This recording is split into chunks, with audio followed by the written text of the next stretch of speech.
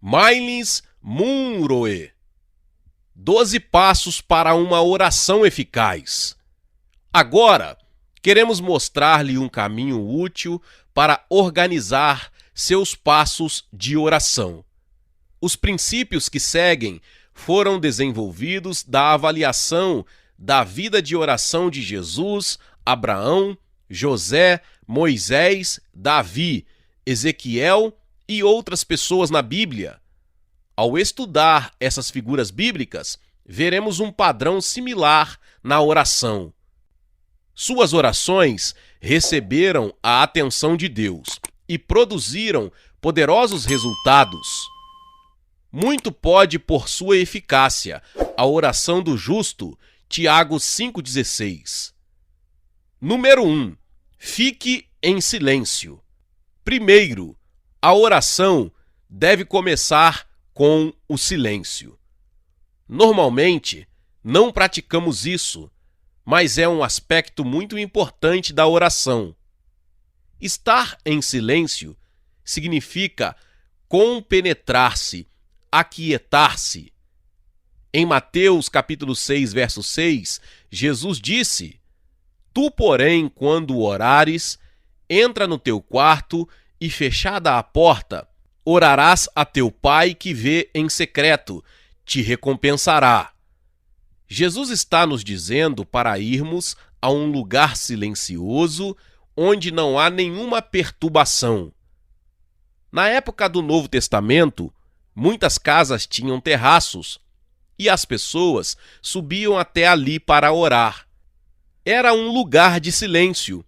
Ao subirem no telhado, se livravam do barulho e das atividades da casa. Quando você começar a orar, primeiro fique em silêncio e elimine qualquer distração. Não dá para orar com crianças correndo, o CD tocando, a televisão ligada e as pessoas fazendo perguntas. Oração requer compenetração. Seus pensamentos, sua atenção e sua concentração. Você precisa de isolamento ou silêncio, pois deve estar completamente compenetrado. Normalmente, somos distraídos por muitas coisas quando vamos orar. O corpo está presente, mas a mente vagueia em outro lugar. Podemos estar experimentando todo tipo de emoções. Portanto, é necessário estar num lugar de silêncio e quietude. Permita que o Senhor acalme seu coração. Tu, Senhor, conservará em perfeita paz aquele cujo propósito é firme em ti, porque ele confia em ti. Isaías 26:3. A palavra em hebraico para paz é shalom, que quer dizer mais que o suficiente. Significa, portanto, prosperidade. Tudo o que você precisa é suprido em Deus. Assim, você não precisa estar distraído devido às preocupações quando estiver orando. Esse passo pode levar 10 minutos, 1 hora ou 5 horas, mas é a porta de entrada para a oração. Às vezes, ouvimos histórias de pessoas que oram por 10 horas na floresta. Como elas conseguem isso? É preciso ler os detalhes da vida de oração dessas pessoas. Elas passam 2 ou 3 horas caminhando para se livrarem de todos os pensamentos que levam a distrações. Então, quando você estiver na presença do Senhor, em um local privado, fique quieto e nada ouça senão a Deus. Deixe seu coração descansar e vá a um lugar de silêncio. Ali, você estará orando realmente. Frequentemente, tentamos apressar esse processo.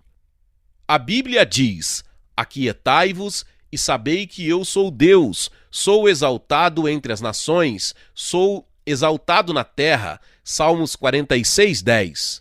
Nesse sentido, podemos dizer: a oração é a expressão da dependência que o homem tem de Deus em todas as circunstâncias. Eu quero incentivá-lo a gastar tempo em silenciosa contemplação diante do Senhor. Está tudo bem se você não disser nada. Muitas vezes já começamos a falar sobre os fatos do dia e todo tipo de coisas que ouvimos. A princípio, fique quieto e compenetrado para a sua oração. Se tentar orar com o espírito, a alma, o corpo e as emoções separados, então você não é não está unificado. Você será incapaz de orar pela vontade de Deus com um único propósito. O silêncio ajuda a trazer a unidade de coração e de propósito de um ser humano com Deus. Em segundo lugar, adore. O segundo passo para a oração é a adoração. Esse passo corresponde à santificação do nome de Deus, mencionado por Jesus na sua oração do Pai Nosso. Veja Lucas 11, 2. Adoração significa honra a Deus. Quando você ama alguém, você expressa como essa pessoa é preciosa para você. A primeira parte do Salmo 95 é uma boa passagem das Escrituras para este propósito. Penso que daria uma linda canção de louvor. De fato, você poderia musicar esse salmo e cantá-lo o dia inteiro. Vinde, cantemos ao Senhor, com júbilo, celebremos o rochedo da nossa salvação. Saiamos ao seu encontro com ações de graças. Vitoriemo-lo com salmos, porque o Senhor é Deus supremo e o grande Rei acima de todos os deuses. Nas suas mãos estão as profundezas da terra, e as alturas dos montes lhe pertencem.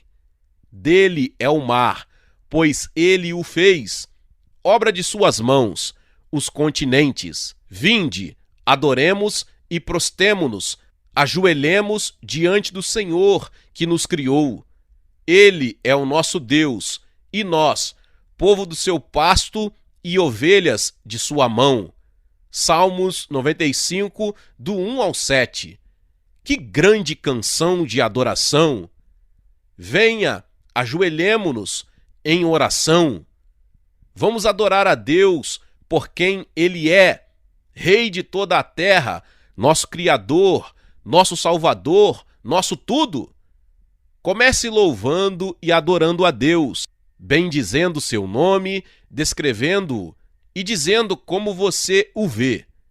Você pode dizer: Senhor, Tu és poderoso, tremendo, magnífico, onipotente, incomparável. Tu és Deus acima de tudo e de todos, maravilhoso e misericordioso. Tu és meu conselheiro. Tu és perfeito, Tu és permanente. Tua força jamais tem fim. Tu és o eterno. Tu estás acima de tudo e de todas as coisas. Tudo recebe significado porque vem de ti, Senhor. Tu és poderoso. Nada se compara ao teu poder. Somente tu és Deus, o único Deus de sabedoria, e ninguém é tão sábio quanto tu. Todo conhecimento está em ti. Tu e ninguém mais sabe tudo sobre mim. Tu entendes as coisas que nós não podemos entender. Tu és maior e mais profundo que nossos problemas.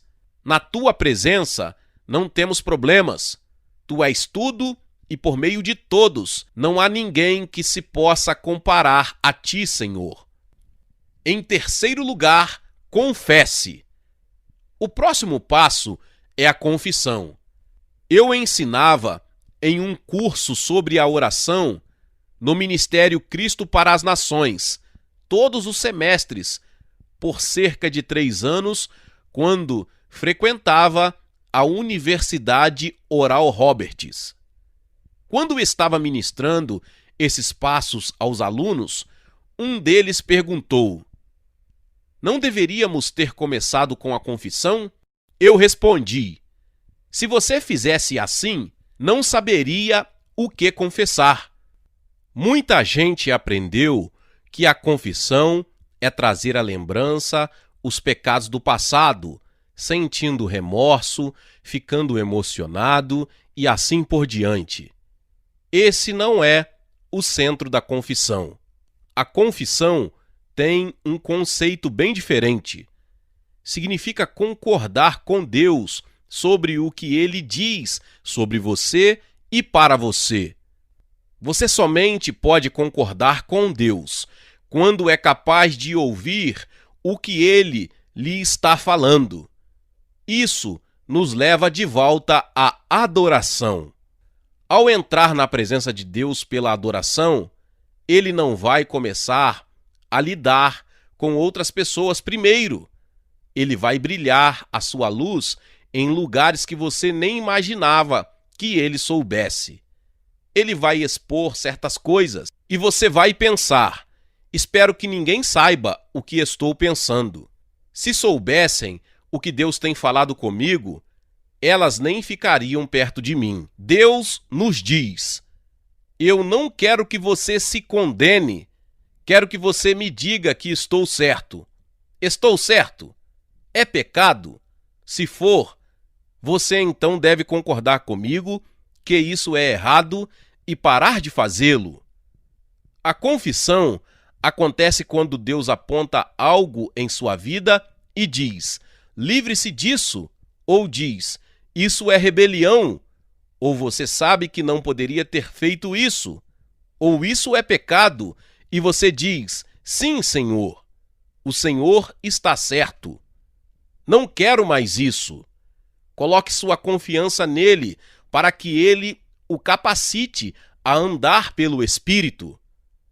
Digo, porém, andai no Espírito e jamais satisfareis a concupiscência da carne. Gálatas 5,16. Quando o Espírito Santo lhe mostra alguma coisa na vida que não está correta, você deve concordar com ele. Se discordar, não está confessando. Vamos olhar essa questão em termos práticos. Suponha que Deus comece a ressaltar os pecados de sua vida, mas você ignore sua iniciativa. Então, certo dia, você vai a uma reunião de oração e o Espírito Santo diz: não me peça nada até que você resolva esta questão. Mas você continua a orar sobre outras coisas. O Espírito Santo então diz: você fez algo errado e ainda não resolveu. Quero que você resolva isso esta noite. No entanto, você canta e tenta abafar essa convicção e não confessa. Quando você concordar que Deus está certo, aí haverá confissão. Como escrevi anteriormente, se confessarmos os nossos pecados, Ele é fiel e justo para nos perdoar os pecados. 1 João 1,9. Quando Ele nos perdoa, o que mais Ele faz? Purifica-nos de toda a injustiça. Verso 9. A palavra justificado significa posição de dentro ou posição de autoridade. Isso significa que Deus nos limpará de tudo mais que possa impedi-lo de nos colocar em posição de autoridade ou alinhados à perfeita vontade para que Ele nos possa abençoar. Como pode acontecer essa limpeza? Você tem de admitir seu pecado e abandoná-lo. Ao dizer a Deus o quanto lamenta por seu pecado, você fez algo, mas planejar fazê-lo de novo é mostrar a Deus que você não concorda que o problema seja esse. Se dissermos que não pecamos, fazemo-lo mentiroso e a sua palavra não está em nós. Versículo 10. A Bíblia diz: Ele é fiel e justo para nos perdoar os pecados. Justo quer dizer correto.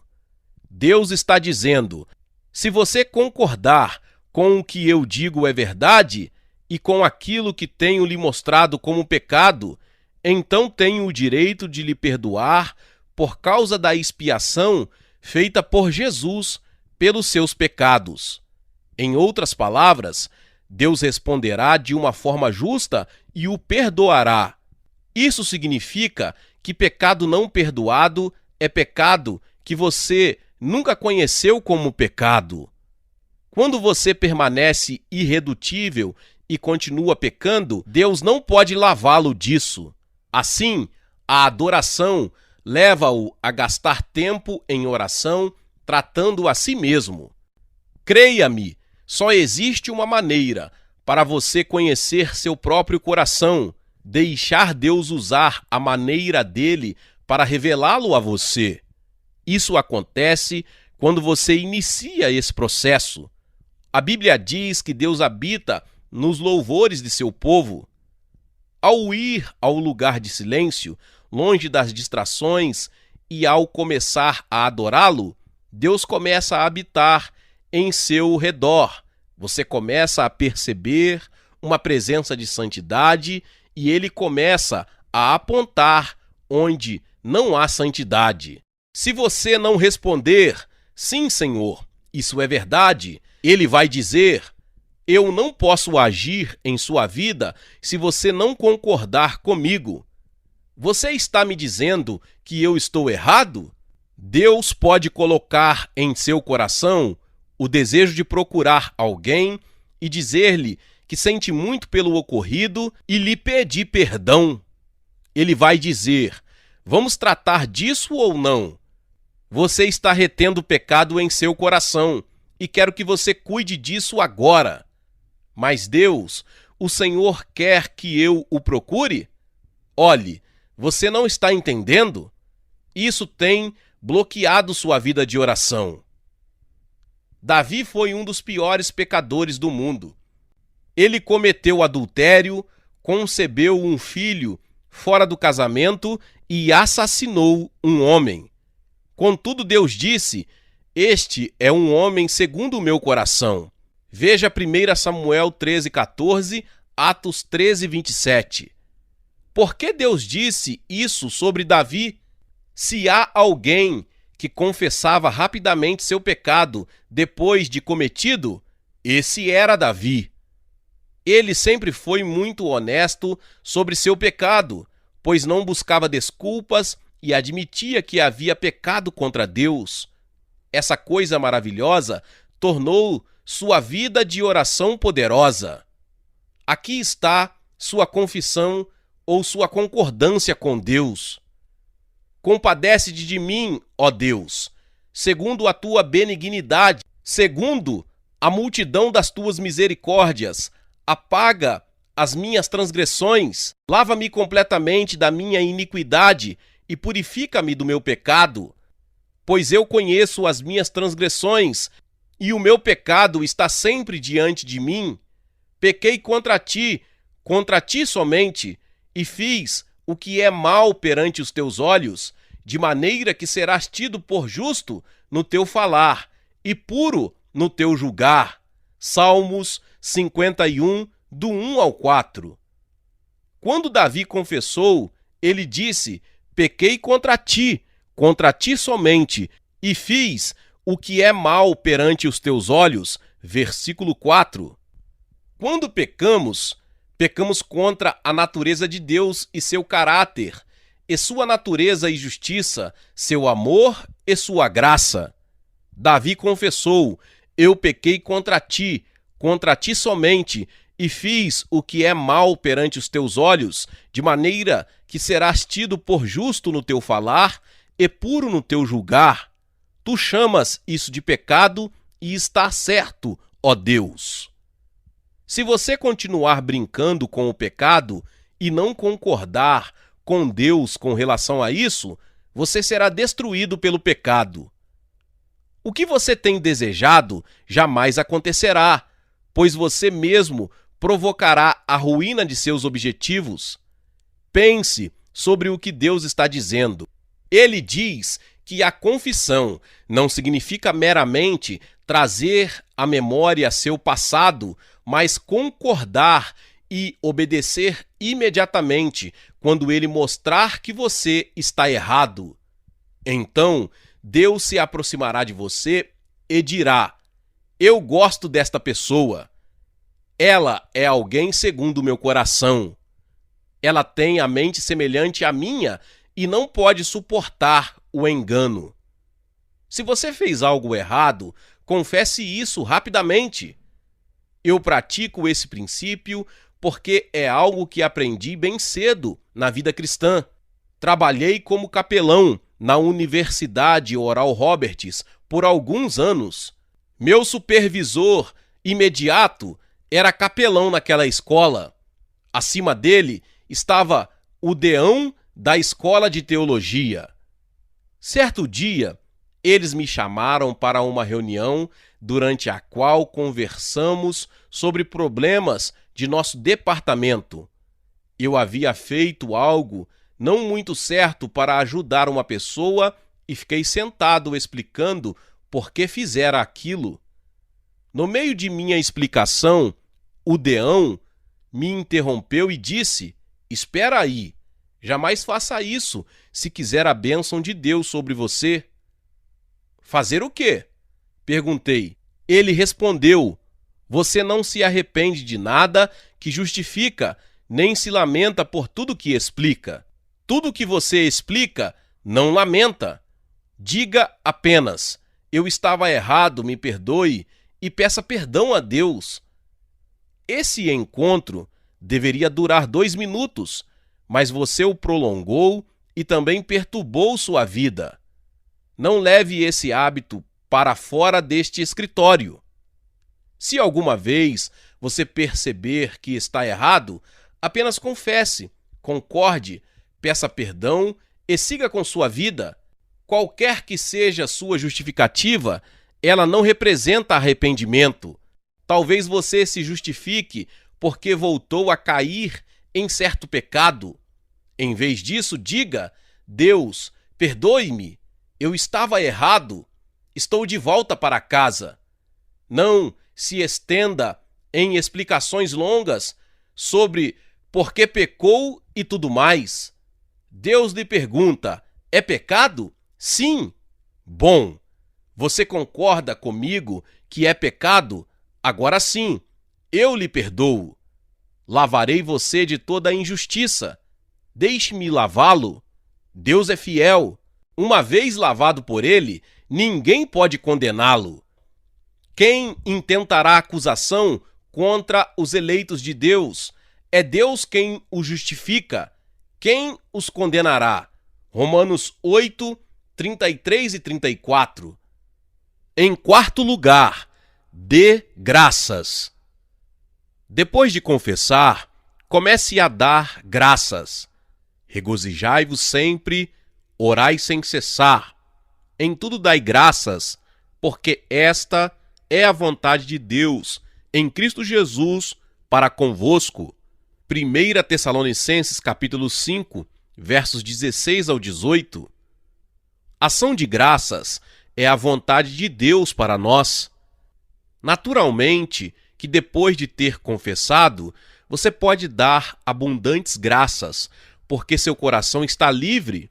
Deus não somente lhe dá a liberdade, mas também algumas coisas para você ser grato por elas.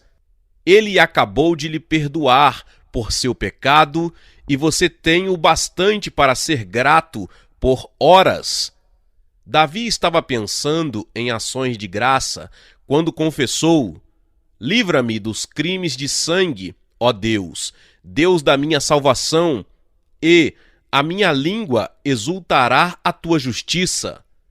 Abre, Senhor, os meus lábios e a minha boca manifestará os teus louvores. Salmos 51, 14 e 15. É assim que se ora. Na verdade, esse salmo de confissão termina com adoração. Sacrifícios agradáveis a Deus são o espírito quebrantado, coração compungido e contrito, não o desprezarás, ó Deus. Então te agradarás dos sacrifícios de justiça, dos holocaustos e das ofertas queimadas, e sobre o teu altar se oferecerão novilhos sobre o teu altar. Salmos 51, 17 e 19. No Antigo Testamento, oferecer sacrifícios e queimar ofertas eram métodos de adoração. Se você já se confessou diante de Deus, então seu coração está justificado e você pode oferecer sacrifícios de louvor a Deus. Veja Hebreus 13:15. Em quinto lugar, suplique. O próximo passo é suplicar. Filipenses 4:6 diz: Não andeis ansiosos de coisa alguma, em tudo, porém, sejam conhecidas diante de Deus as vossas petições pela oração e pela súplica, com ação de graças. Suplicar é uma palavra que implica três coisas: interceder, pedir e meditar. Ao meditar, eu me disponho a uma paixão profunda. Quando você suplica, significa que você sente o coração de Deus. Você deseja os desejos dele de tal forma que isso se transforma numa experiência emocional. Isso acontece quando choramos ao orar ou oramos com mais ardor. É uma experiência emocional, fruto de uma suplantadora experiência com Deus. Ele lhe mostra alguns de seus sentimentos e você se torna unificado com seus propósitos e desejos.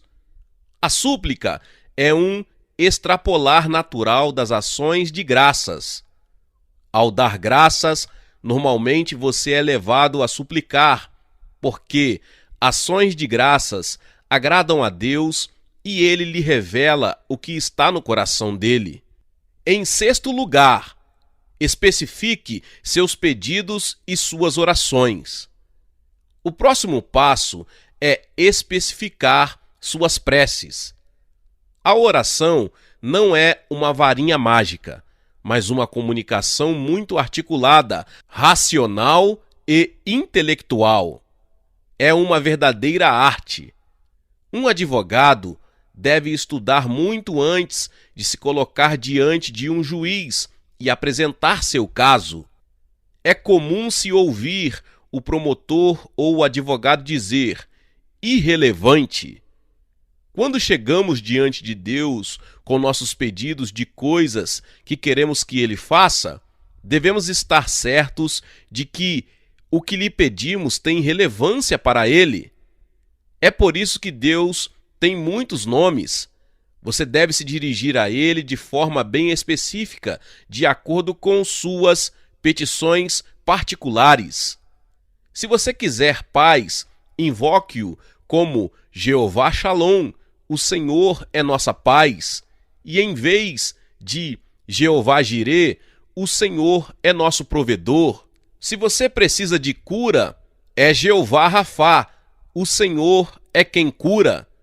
Senhor, neste caso específico, eu preciso que tu sejas Jeová Rafá. Estou legalmente apelando por cura. Não preciso de um carro agora, pois não posso nem mesmo dirigi-lo. Tu dizes na tua palavra que se seguirmos teus mandamentos, o Senhor afastará de mim toda a enfermidade. Deuteronômio 7,15. Portanto, especifique suas petições, reconhecendo o nome de Deus e sua palavra. Uma forma de fazer isso é escrever junto aos seus pedidos de oração as escrituras que você vai usar quando orar. Repetindo, a oração deve ser intencional e prática. Não é algo que se lança a ermo. É bom ter as coisas escritas bem especificamente. Então, quando você orar sobre sua lista de petições, Deus saberá que há uma intenção e um pensamento por trás de seus pedidos. Quando você ora por qualquer pedido e está orando de acordo com a palavra de Deus, Ele mandará ajuda para cada pedido. Esta é a confiança que temos com Ele, que se pedirmos alguma coisa, segundo a sua vontade, Ele nos ouve. E se sabemos que nos ouve quanto ao que lhe pedimos, estamos certos de que obtemos os pedidos que lhe temos feito. 1 João capítulo 5, versos 14 e 15. Em sétimo lugar, firme-se nas promessas de Deus. Este passo tem a ver com o anterior.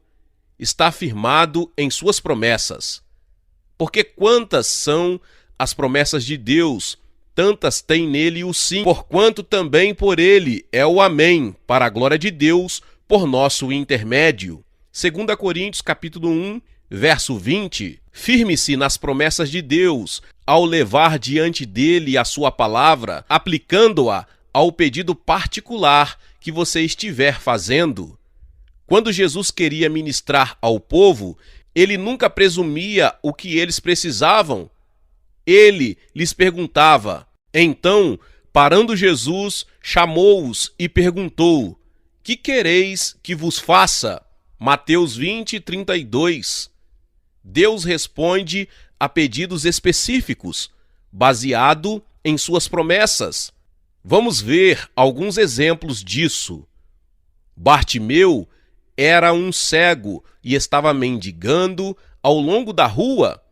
Ao ouvir que Jesus estava se aproximando, ele disse: Jesus, filho de Davi, tem compaixão de mim?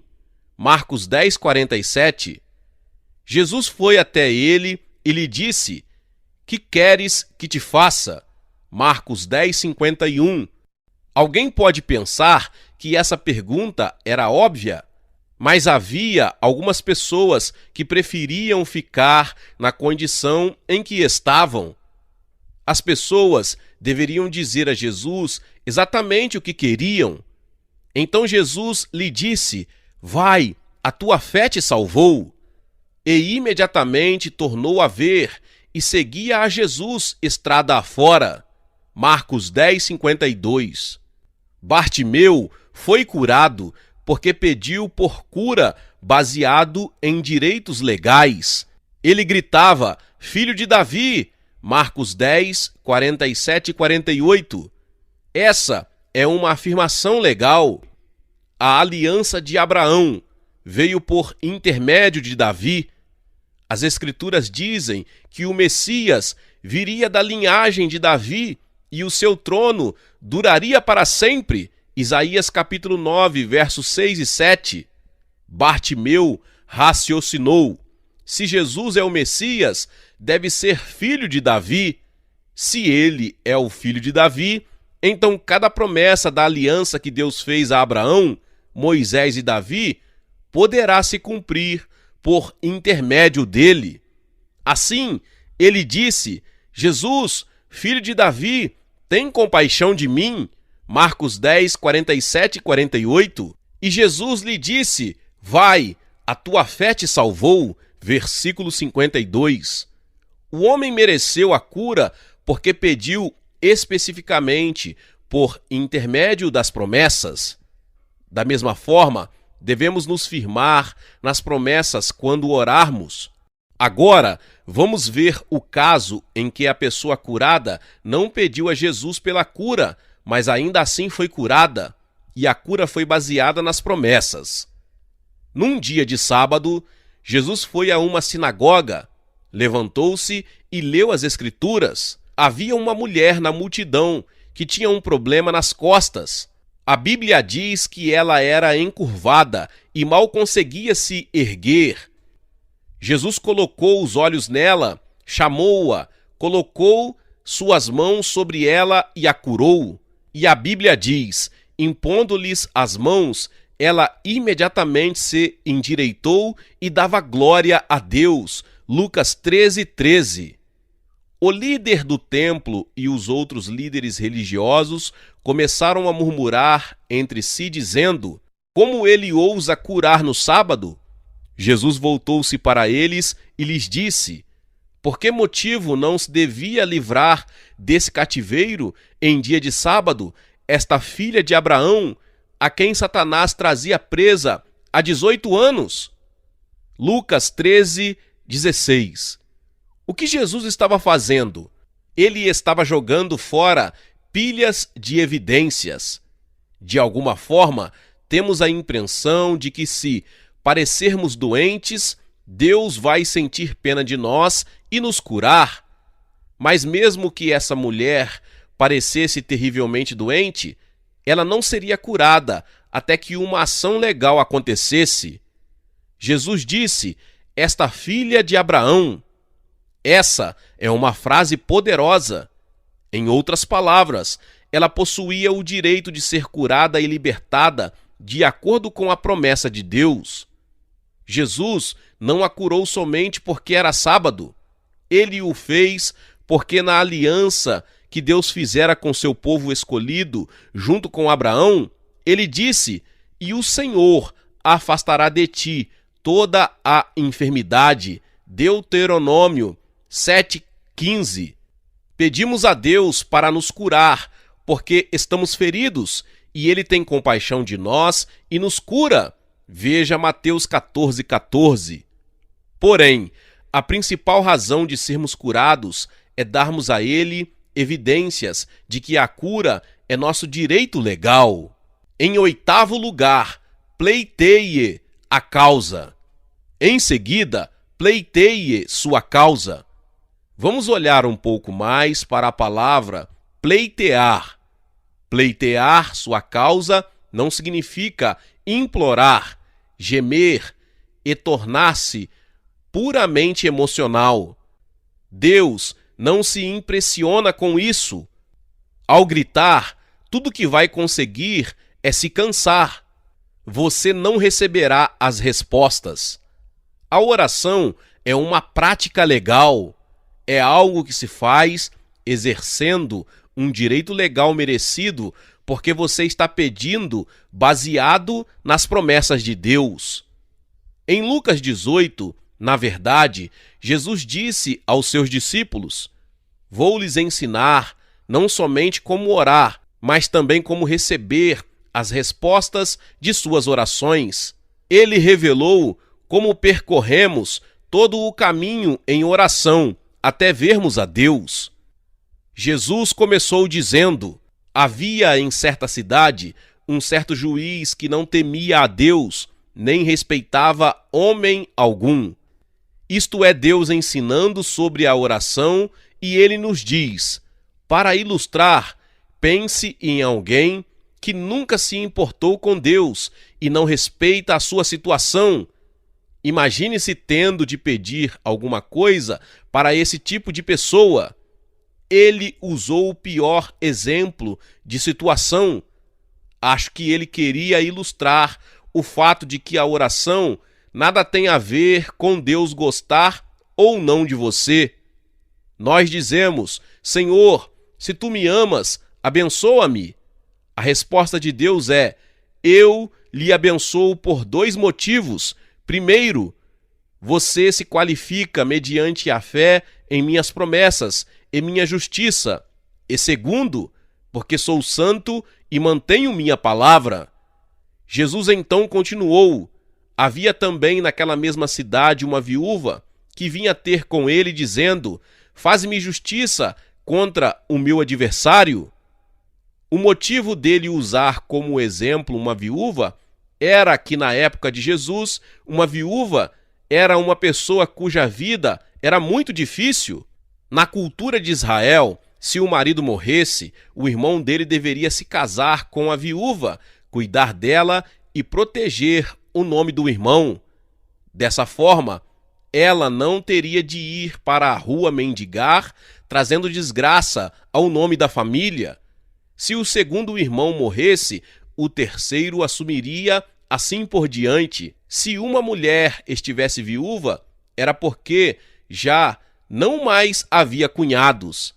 Ela não possuía mais parentes que cuidassem dela. Portanto, quando Jesus ensinou sobre a oração, ele usou o pior cenário para descrever não apenas o único que é a resposta para a oração, mas também a pessoa que estava orando. Deixe-me esclarecer porque a viúva é tão importante para essa ilustração. Deus deseja que você ore com uma atitude que diga: Tu és o único que pode me ajudar. Frequentemente oramos pela ajuda divina, mas temos um plano de emergência só para garantir. Deus diz: Você pode orar o quanto quiser. Não vou responder até que você não tenha outro lugar para recorrer, até que você saiba que eu sou o provedor. Deus não quer ser usado como o pneu estepe. Dizemos: se não conseguir ajuda de nenhuma fonte, eu apelo para Deus. Mas Deus diz: espere um minuto, eu não sou uma opção. Aquela mulher não tinha opção, nenhuma alternativa. Às vezes, nos encontramos em situações similares. Senhor, se tu não me ajudares, vou perder esta casa. Precisamos depender completamente dele. Jesus continuou dizendo: e por algum tempo não quis atender. Quanto tempo? Não é dito. Quando oramos, às vezes a resposta não vem imediatamente, mas isso não quer dizer que não esteja a caminho. As pessoas podem lhe perguntar: quanto tempo você vai acreditar que isso vai acontecer? Por algum tempo. Quanto tempo é isso? Não sei. Vou insistir até conseguir, porque quem tem coração puro verá a Deus. Sem santidade, sem determinação, ninguém verá a salvação de Deus. Jesus concluiu sua história com: e por algum tempo não quis atender, mas depois disse consigo mesmo: bem que não temo a Deus, nem respeito homem algum. Todavia, como esta viúva me importuna, julgarei sua causa para não suceder que por fim venha molestar-me. Acaso o juiz disse: vou ver se ela vai parar? Não! Ele usou o termo legal: hei de fazer-lhe justiça, que por direito é dela.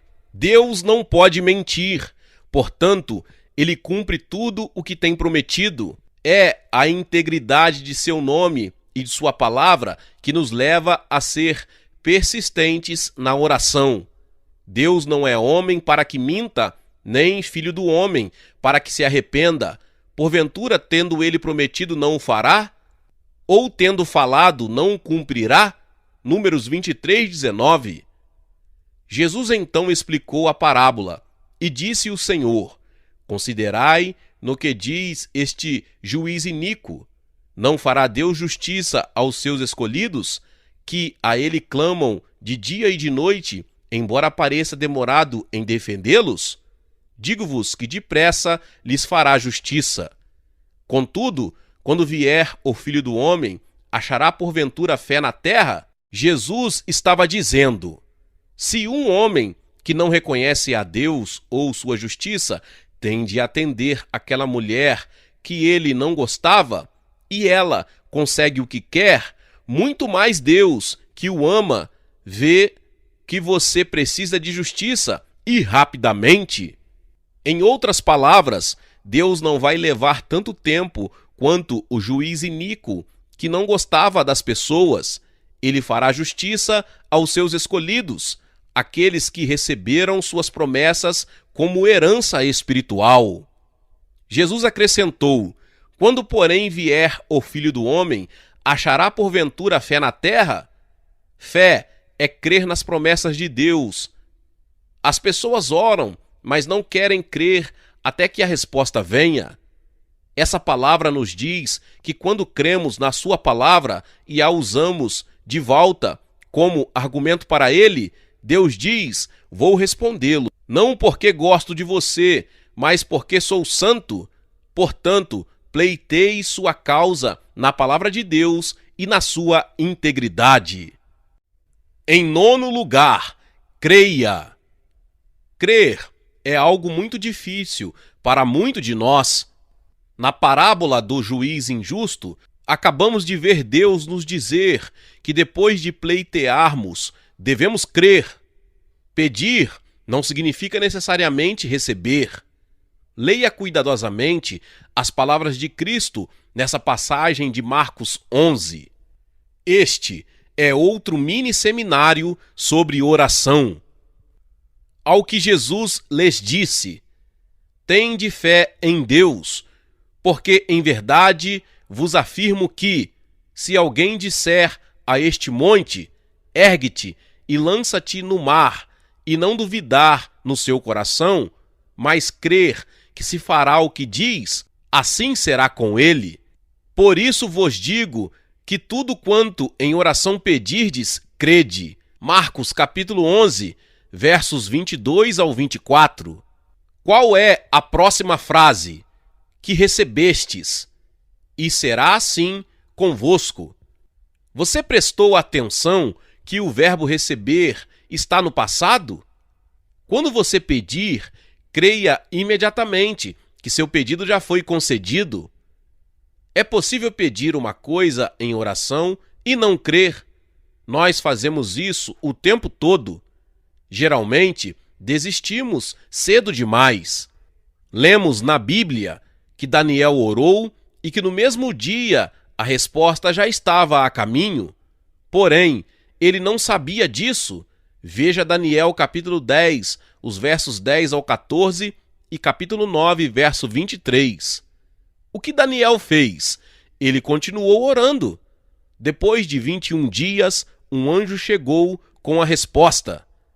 A questão é que Daniel não disse: bem, já se passaram 10 dias. Essa coisa não funciona. Vou voltar a fazer aquilo que estava fazendo antes. Não! Daniel acreditava que se Deus disse uma coisa, isso aconteceria. Ele não pararia de orar até que isso se manifestasse e ele visse com seus próprios olhos. Você crê que aquilo que você pediu naquela noite passada vai acontecer? Quero que você confesse isso. Senhor, eu creio. Você pode não crer todo o tempo.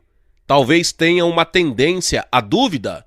Quando você começar a duvidar, à semelhança do pai daquele jovem possesso, diga: eu creio, ajuda-me na minha falta de fé. Marcos 9, 24.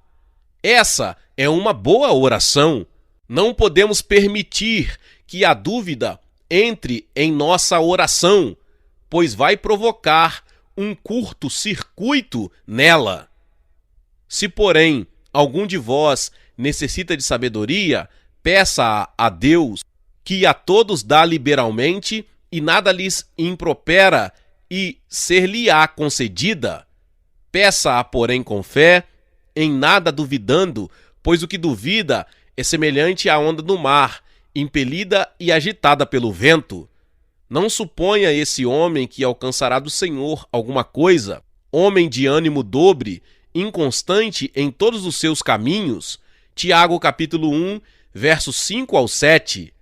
Em vez disso, ao crer que você já recebeu o que pediu, será seu. Em 10º lugar, dê graças.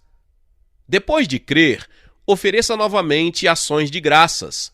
Vamos comparar as duas ações de graças. Há uma progressão na oração. A primeira ação de graças expressa sua apreciação pela misericórdia e pelo perdão de Deus. A segunda ação de graças é pela grande demonstração de fé. Você agradece a Deus por aquilo que ainda não vê, mas crê que já está feito. Isso requer fé. Se você crê que, por sua oração, já recebeu aquilo que pediu, então vai começar a agradecer a Deus. Não devemos esperar as manifestações de nossas respostas para somente depois expressar nossa gratidão. Na verdade, você não mostra a Deus que realmente crê até o momento que começa a agradecer. Agimos assim com as pessoas, mas com Deus não. Por exemplo, suponha que você vai ao banco para conseguir um empréstimo e fale com o gerente. O banqueiro aprova o empréstimo e diz: considere fechado. O dinheiro será depositado em sua conta. Você não vê o dinheiro, não sabe se ele já autorizou ou não, Mas o que você diz? Muito obrigado. Então, você vai e fecha seu negócio baseado na palavra do gerente. Deus diz: faça o mesmo comigo. Agradeça-me antes de o dinheiro aparecer no seu extrato. Por quê? Porque se crermos em Deus, a resposta virá. Muitas vezes, nós mesmos bloqueamos as respostas às nossas orações. A resposta estava a caminho, mas saímos dizendo: não vou mais perder meu tempo acreditando nisso, de jeito nenhum. E o que acontece? Não suponha esse homem que alcançará do Senhor alguma coisa. Tiago 1,7. Não bloqueie suas orações, comece a agradecer e agradeça a Deus até a resposta se manifestar. Se alguém lhe perguntar amanhã como estão as coisas, diga: estou agradecendo a Deus pelo que ele já fez. Se alguém lhe perguntar como você está se sentindo, diga: muito bem. Por quê? Estou agradecendo a Deus pelo que ainda será manifestado. Ao responder isso, você estará atraindo anjos. A Bíblia diz: não são todos eles espíritos ministradores enviados para serviço a favor dos que hão de herdar a salvação? Hebreus 1,14. Você pode encerrar todos os momentos de oração com ação de graças, porque o que foi pedido já foi recebido, apenas ainda não foi revelado para que seja visto. Em 11º lugar, viva com expectativas. Continue em espírito de ação de graças, enquanto espera a resposta de sua oração. Não se esqueça daquilo pelo que tem orado. Minha vida mudou desde que apliquei esse princípio. Quanto mais caminho com o Senhor, mais Ele me ensina verdades fundamentais que têm grande valor em minha vida. Se você crê que será abençoado financeiramente e espera pela bênção de Deus, então sugiro que faça algo parecido com o que eu mesmo fiz. Alguns anos atrás, eu disse ao meu gerente: quero abrir uma conta nova. Ele perguntou: para quê? Eu respondi: para uma coisa que eu estou aguardando. Tenho várias contas naquele banco, mas eu disse: essa aqui é diferente, é a conta da bênção. Estou esperando que meu Deus me abençoe e quero provar a Ele que, enquanto espero, já providenciei o lugar onde Ele possa colocar a bênção. Se colocar na conta corrente, posso não guardá-la, mas se for na poupança, ela pode se misturar. Por isso, vou dar a Deus um alvo onde Ele possa mirar as bênçãos. Depois que abri aquela conta, tive mais dinheiro que jamais tive antes em toda a minha vida. Muitas vezes, as pessoas me procuram e dizem: Pastor Marlins, estou orando por um trabalho. Então, eu lhes pergunto: quantos formulários de emprego você já preencheu? A resposta é sempre a mesma: bem, estou orando para que o Senhor me direcione. É claro que precisamos seguir o direcionamento de Deus, mas muitas vezes somos preguiçosos e não cremos.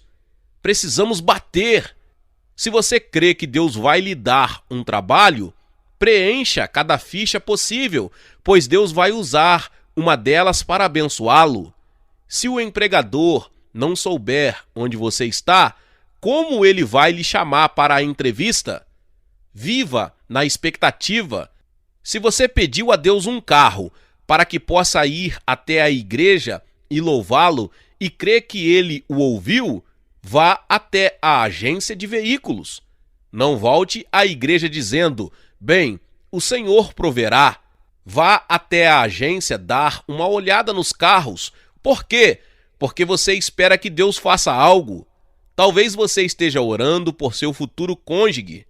Revele o seu melhor. Essa pessoa pode aparecer hoje. Se você não tiver expectativa, é sinal de que não crê. Faça os preparativos para a sua resposta. Talvez esteja orando por um armário novo. Creia em Deus e depois abra o espaço para colocar o armário dentro de sua casa? Você precisa que Deus o abençoe com roupas novas este ano? Comece a doar as roupas velhas. Se alguém perguntar: o que você está fazendo? Diga: estou abrindo espaço para minha resposta. Efésios 3:20 diz: ora, aquele que é poderoso para fazer infinitamente mais do que tudo quanto pedimos ou pensamos, conforme o seu poder que opera em nós. Em 12º lugar, pratique uma fé ativa. O último passo é praticar uma fé ativa que demonstre que você está vivendo uma expectativa. É o que Jesus quis dizer com buscai e batei. Em Lucas capítulo 11, verso 1, quando os discípulos pediram: Senhor, ensina-nos a orar, ele ensinou-lhes um modelo de oração. O 9º verso é parte desse discurso sobre a oração. E por isso vos digo: pedi e dar-se-vos-á, buscai e achareis, batei e abrir-se-vos-á. Jesus está nos dizendo: não pare depois de orar, levante-se e vá atrás de seu pedido. Você encontrará o que buscou.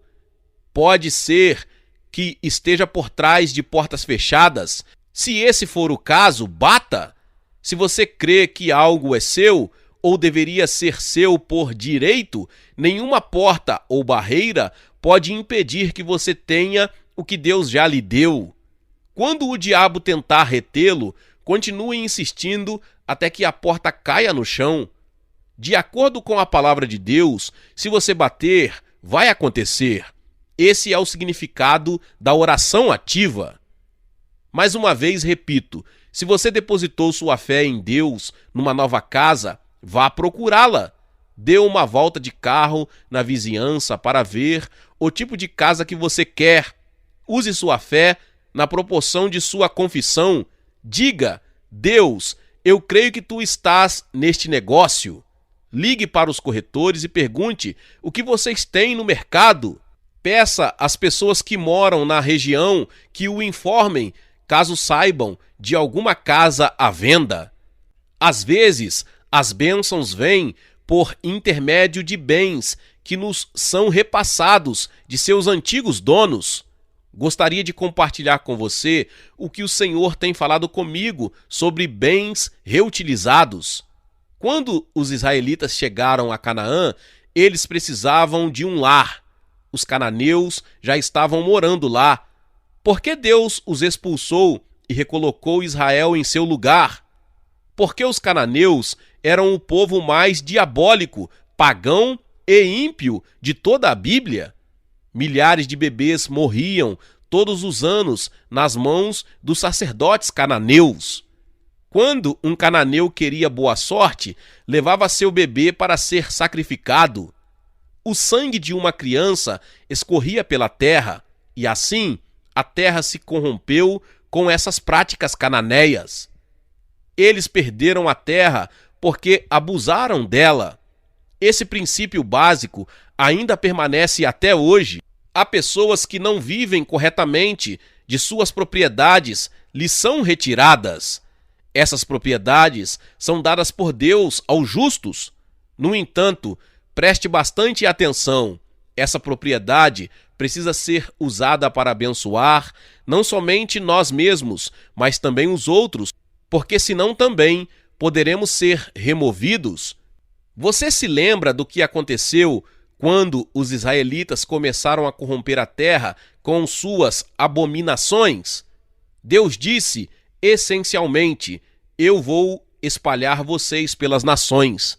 Entretanto, ele também disse: se me obedecerem, eu os trarei de volta. Veja Neemias capítulo 1, versos 8 e 9. Portanto, pratique uma fé ativa e continue a viver diante de Deus em santidade e verdade. Deus o abençoará quando você pedir, buscar e bater. Cresça na graça e no conhecimento. À medida que você aprender a orar conforme o que a Bíblia ensina, você vai se tornando um cristão mais poderosamente eficaz. Use esses 12 passos como um guia para a oração e certifique-se de que sua vida está de acordo com os propósitos e a vontade de Deus. Fico muito animado com o que Deus pode fazer em sua vida se você aplicar esses princípios e crescer na graça e no conhecimento de Deus e seus caminhos. Vamos orar juntos. Pai Celestial, obrigado por nos dar os princípios da oração em sua palavra. No Salmo 119:15 está escrito: meditarei nos teus preceitos e as tuas veredas terei respeito. Não permita que nos afastemos de suas verdades e as esqueçamos. Ajude-nos a estudar esses princípios e considerar cuidadosamente seus caminhos conforme revelados em sua palavra. Encoraje-nos a caminhar em passos de fé e colocar esses princípios em nossa vida.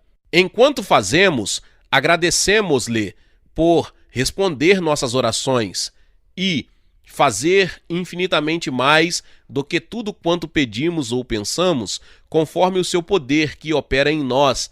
Efésios 3:20.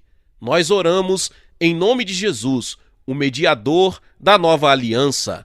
Amém.